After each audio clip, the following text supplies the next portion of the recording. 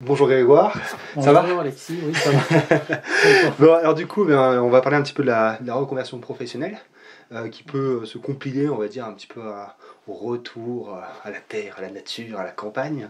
Donc est-ce que tu peux nous expliquer un petit peu ton parcours, quelle était ton ancienne profession d'abord, s'il te Et plaît? ben du coup moi j'ai été verrier, enfin j'ai fait du vitrail pendant une bonne dizaine d'années à mon compte, plutôt en ville, D'accord. à Clermont quoi. C'était plutôt artistique, Et c'était plutôt plutôt artisanat? artistique, oui, D'accord. oui plutôt artistique, oui. Ok. Bon ça touche un peu les. C'est un métier quand même un peu. Enfin, il y a un côté artisanal, un côté artistique, mais moi j'étais plus versant artistique. D'accord, ok. Et donc récemment, tu as décidé de poursuivre une formation d'élagueur grimpeur. Ouais. Alors déjà, pourquoi le besoin et l'envie de faire une reconversion professionnelle? Et ben, moi, depuis le début de ma carrière, on va dire, ça a quand même été assez difficile. Les métiers d'art, c'est un milieu très fermé, très difficile. Enfin, c'est difficile d'en vivre, et puis c'est un peu bizarre parce que ça demande quand même beaucoup d'expérience, un savoir-faire assez poussé, et au final, peu de débouchés, quoi.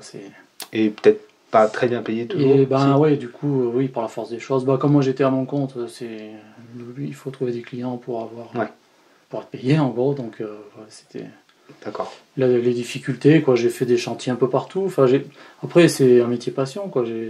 C'était vraiment, même j'aime toujours ça, mais ouais, en gros j'ai fait des chantiers à Arles, à Lyon. Enfin, j'ai bougé même pas mal, mais au final, quand on compte le prix des matériaux qui a explosé depuis Le Covid? le Covid et surtout après l'Ukraine, tout ça. Depuis le Covid, les expos, les salons qui se sont arrêtés. Moi, en gros, pendant un salon, je pouvais avoir des retombées 5 ans après, quoi. Oui, oui. Donc, c'est pas un achat coup de tête qui se fait comme ça. Donc, il faut se faire connaître, se faire revoir pendant 3 4 5 ans. Et au bout d'un moment, les gens, ah oui, ben, je vais peut-être en faire un chez moi. Enfin, Ouais, c'est sur du très long terme. Donc, 2 ans de trou, ça a vachement coupé ouais, les choses. d'accord. Donc ça permettait pas Et d'avoir une aisance financière finalement. non, non. Et puis franchement, les matériaux ont été multipliés presque par Hmm, 3. Même certains plus de 3. Certains verres artisanaux, certains. Donc c'est d'accord. Donc terrible, quoi. c'est principalement ça qui finalement qui t'a motivé à Bah changer de voie? oui, oui. Bah, le fait de plus en sortir, et puis bon, après j'étais pas. Enfin, j'avais envie aussi de voir autre chose, quoi. C'est vrai que. Ouais, envie de changer, envie de faire Voilà, oui. un truc différent, quoi. Ouais. Alors qu'est-ce qui t'a poussé finalement vers le métier d'élagueur grimpeur? Et ben c'est le, le retour à la terre, moi c'est un retour dans les arbres en fait. C'est vrai, Ouais, retour dans les airs. ouais, c'est vrai. Donc, ben, en gros, on a acheté une maison avec un peu de terrain et des bois, tout ça. Et j'ai découvert en fait de faire mon bois, d'abattre des arbres en déménageant à la campagne en fait. Hmm, Ça, j'avais jamais fait avant. Et ça m'a plu. Je me suis dit, bon, bah, pourquoi pas travailler dans ce domaine-là. Et j'avais fait aussi de l'escalade avant. Enfin, et j'ai vu qu'il y avait une formation d'élagage pas loin de chez moi. En... Et puis, enfin, qui était accessible, quoi. hmm. Du coup, ça a accumulé pas mal d'intérêt Que t'avais déjà, que j'avais déjà, ouais, que ouais. j'ai développé. Le fait d'être dans la nature, Voilà, ouais. d'être au grand air, le côté un peu sportif aussi finalement de l'escalade. Oui, oui. Ouais. Et puis, bon, ça c'est un point. Et un autre, plus pragmatique, en gros, où je me suis dit, bon, bah, qu'est-ce que les gens. De quoi les gens ont besoin. Mm. Bon, en gros, il faut faire ce que les gens veulent pas faire, quoi, en fait. Ouais. Donc j'ai un peu regardé. En gros, enfin, c'est un peu con, mais j'ai fait la recherche inverse. Qu'est-ce que les gens n'aiment pas? Ouais. Quel métier les gens veulent pas faire? Ben, en gros, ils veulent pas que ce soit dangereux. Faut pas que ce soit physique. Faut pas que ce soit sous la pluie. Bon, j'ai dit bon, bah voilà, Ça colle bien. ça coche tout. Ça colle Et bien. enfin, c'est un savoir-faire vraiment. Bah, on n'en a pas besoin tous les jours, mais Quand le on en a jour besoin, où on on en a en a besoin. besoin, voilà, Et on quand a il y besoin en de a quelqu'un qui tous maîtrise. collés à une maison ou quoi, ben, Ouais. Voilà, ça s'invente pas. Ok. Et alors, donc, avant de passer sur l'aspect vraiment purement formel de la reconversion, la formation, les financements qu'on va aborder après, il y a la question de la difficulté. Est-ce que tu nous dis de partir d'un métier d'art qui se fait peut-être plus en intérieur, peut-être un peu plus confort, on va dire, grossièrement, à un métier justement qui se fait sous intempéries, qui est physique, etc. La transition, elle est difficile ou pas? Et ben physiquement, oui, c'est quand même assez difficile. Même bon, moi, du coup, je l'ai fait à 38 ans. Ouais. Donc, bon, d'autant plus, Un ça peu fait limite tard, un peu vieux, quoi. Ouais. Parce que dans ma formation, c'était beaucoup de gars, ils avaient 19 ans pour les plus jeunes, 20, 22, enfin, ouais.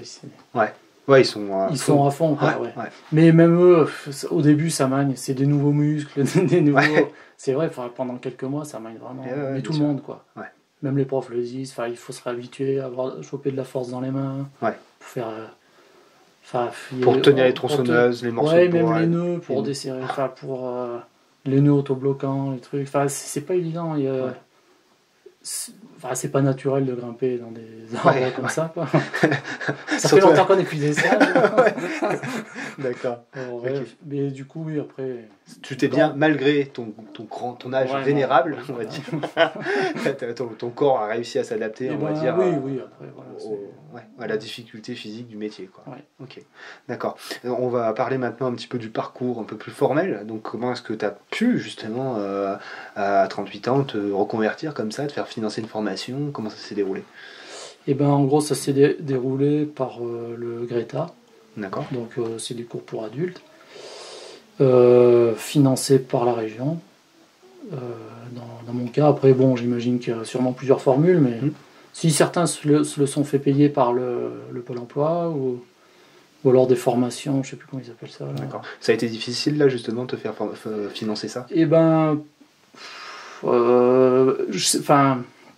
ça a été, ouais. En gros, je sais qu'il y a certaines formations où ils cherchent des stagiaires.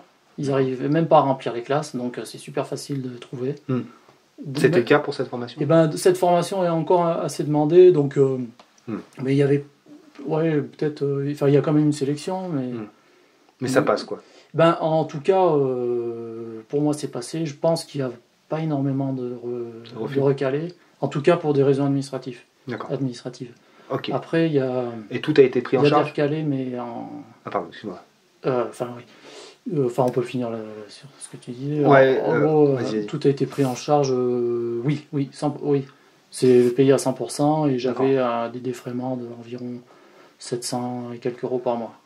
C'est-à-dire ça, c'est pour les trajets? Comme un petit salaire, quoi. Ah oui, d'accord, ok. Donc, mais qui ne cotise pas, c'est un défraiement en fait. D'accord, ok, très bien. Donc c'est pas mal, ça me payait l'essence, ça me payait un peu de quoi vivre. Ouais, d'accord. Voilà. Ça a pris combien de temps du coup cette formation? C'était un peu plus de 8 mois, 8 mois à temps plein, vraiment sans vacances, très soutenu. Très condensé, ça fait une année scolaire en gros. D'accord. Et ça, tout regroupé, ça fait 8 mois et quelques. D'accord. Ça se décompose comment? Il y a de la formation théorique, il y a de la formation pratique, il y a des stages en entreprise? Alors, en gros, il y avait de la formation en centre, qui était composée de 1 jour par semaine de biologie, botanique, maladie des arbres, apprendre les angles de coupe pour la taille, toute la théorie. Enfin, c'est pas vraiment de la théorie, c'est même très concret, quoi, en fait, mais plutôt biologie, quoi. 1 jour par semaine, et le reste, c'était que du chantier ou de la pratique de grimpe. D'accord. Parce qu'au début, pendant quelques semaines, je me rappelle plus exactement combien de temps, mais peut-être 2 mois, on touche pas une tronçonneuse, c'est que de la grimpe, apprendre à se gérer tout seul dans les arbres, mettre ses ancrages au bon endroit pour pas mettre sur une branche pourrie, et puis c'est ce qui tient ta vie, quoi. Plusieurs techniques d'ascension, de déplacement, donc c'est assez complet, quoi. Et donc concrètement, tu en as été satisfait, je veux dire, tu as l'impression d'avoir été correctement formé? Oui, très, très bien, ouais. D'accord. C'est vrai qu'il y a pas mal de formations pour adultes ou quoi qui sont un peu nazes, quoi. Qui sont un peu découvre par toi-même. Mais là, vu que c'est trop dangereux, et puis en plus, c'est là où j'étais, c'est super bien, quoi. Mais peut-être que dans d'autres c'est moins bien, je sais pas, mais en tout cas. Toi, tu as été satisfait de ta formation. Et puis, ouais, comme c'est dangereux, ben, ils peuvent pas. Ouais. Enfin, le prof est responsable si on se tue parce que Je comprends. si tu tombes de 20 mètres, bon, t'es mal. Et tu as allié ça avec du stage en entreprise aussi? Alors, oui, du coup, nous on avait 4 fois 3 semaines de stage. D'accord, ok, d'accord. Et ils aiment bien qu'on fasse. Moi, j'ai fait 5 entreprises, même j'avais fait un stage avant la formation pour voir si ça me plairait, donc j'avais même fait 5 entreprises, 6 entreprises. D'accord, ok. Alors maintenant, on va parler d'aujourd'hui. Donc, est-ce que tu arrives au terme de cette formation? Bon, déjà, on peut dire quand même que ça a été soutenu parce que il y avait il y a la vie quotidienne, il y a les trajets. Ça a été quand même 8 mois, si j'ai bien compris, quand même. Ouais, très intense. C'était intense. Parce que c'était un peu loin de chez moi, donc j'avais en plus pas mal de routes, la neige, tout ça. Enfin bon, voilà. Ouais. Et donc, du coup, au bout de ces 8 mois, tu as décidé de te mettre à ton compte. Ouais. Donc, si je te laisse nous décrire un petit peu tout ça. Du coup, au bout de 8 mois, j'ai eu le diplôme, bien sûr. Malgré tout, c'est quand même un peu léger pour certains. Enfin, on voit pas vraiment tout. Enfin, ouais, ça donne la base, mais on peut pas dire qu'on a une expérience de dingue non plus, quoi. Ouais. Donc, je me suis quand même installé un peu poussé par mes formateurs parce que, en gros, moi, ils pensaient que j'étais capable de le faire et aussi parce que on a la chance d'être resté quand même en contact et des fois de s'entraider. Ouais. Donc il y en a qui viennent des fois avec moi sur des chantiers quand c'est un peu trop dur. Ouais, il y a un accompagnement derrière qui est informel. Après ça c'est informel, mais parce qu'on s'est bien entendu, mais oui, voilà. Ouais. C'est des gens qui sont concernés par leur métier de formateur et qui vous lâchent pas dans la nature comme ça. Voilà, c'est ça. Ouais. D'accord. Ok. Donc explique-nous un petit peu comment tu t'es installé, les investissements que tu as fait, et puis je pense qu'on terminera là-dessus. Et en gros, il faut acheter déjà tout le matos de grimpe. Ouais. Donc ça fait quand même un sacré billet. Quelques tronçonneuses. Ouais. Et donc ça c'est ce qui paraît évident. Et en plus j'ai acheté un camion benne et un broyeur. D'accord. Pour permettre d'évacuer. Ça permet de faire un chantier du début à la fin. Ouais, chantier propre, tu as un petit souffleur aussi thermique. L'idée, c'est de débarrasser tout. À la fin, c'est nickel. Le client, il a pratiquement rien à faire, quoi. Voilà, c'est ça. Ouais, ok. Écoute, je pense qu'on a fait le tour. Est-ce que tu avais quelque chose à rajouter, peut-être? Non, je pense que... Tu conseillerais, justement, ce genre de choses? Ce métier-là, c'est quand même vraiment particulier, quoi. Ah oui, ce que je peux redire, que j'avais presque dit là tout à l'heure, c'est que en gros pour la sélection au début, il y a une journée de test où en gros les formateurs accrochent des cordes dans les arbres, ils équipent quelques arbres et puis on fait de la grimpe en escalade où on est assuré, ou alors des grimpes avec les techniques d'élagage, quoi. Et en gros, on se rend compte si t'es fait pour ou pas. Si t'es fait pour ou pas. Enfin, eux, des fois, ils peuvent recaler des gens, mais il y en a qui disent eux-mêmes. Du coup, Ah oui, parce que quand t'es tout en haut, t'as pas les mêmes sensations que quand t'es en bas et que tu regardes, quoi. Et puis, il y a forcément du vertige, mais en gros, tout le monde a quand même peur au début.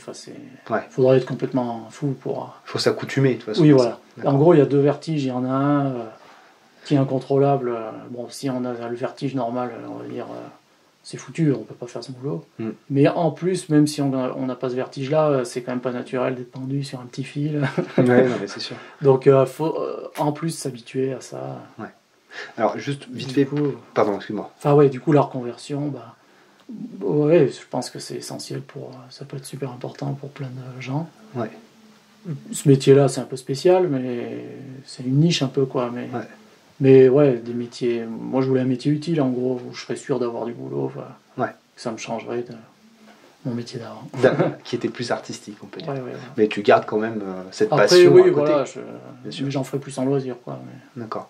Une dernière petite chose, donc c'est que toi, tu as acheté cette maison en campagne, tu t'es installé, tu es dans un projet, on va utiliser le mot qui fâche, mais entre guillemets d'autonomie, enfin de faire par soi-même, de faire un peu de nourriture, de choses comme ça, de faire son bois, c'est ce que tu nous expliquais. Donc là, ce qui te permet, cette création d'entreprise, ça te permet aussi d'avoir un accès à du matériel Et oui, que tu peux mettre à profit pour ton projet personnel. Oui. Donc voilà, toi qui vas avoir des travaux. Et ben oui, c'est vrai que le camion Ben, voilà, ça me servira toujours. Bon, comme j'ai du terrain, les tronçonneuses, Bien sûr. le broyeur, tout ça aussi. Donc ça permet, tu concilies en même temps ton projet personnel de vie à une activité Oui, j'ai choisi un boulot qui était quand même lié à ça, quoi. D'accord. Après, c'est vrai que dans l'informatique, il y aurait peut-être du boulot, mais je voulais pas ça, je voulais un truc... Ouais. Tu voulais rester entre guillemets cohérent. Voilà, avec le... Enfin, avoir une certaine cohérence entre le... Ouais, que ce soit un plus, quoi, que ça s'accompagne. Ok, ça marche. Eh bien écoute, je te remercie beaucoup. Et puis à la prochaine. À la prochaine.